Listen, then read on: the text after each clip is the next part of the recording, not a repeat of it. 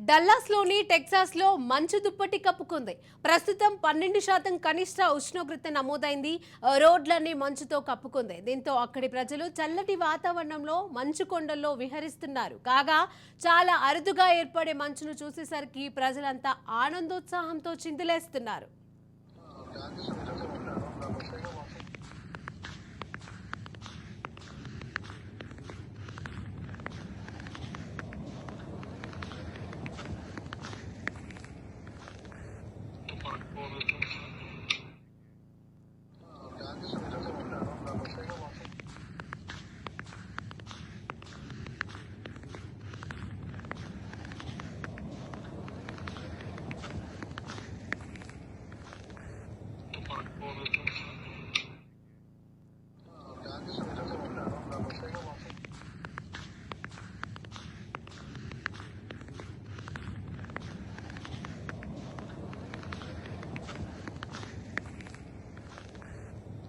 Por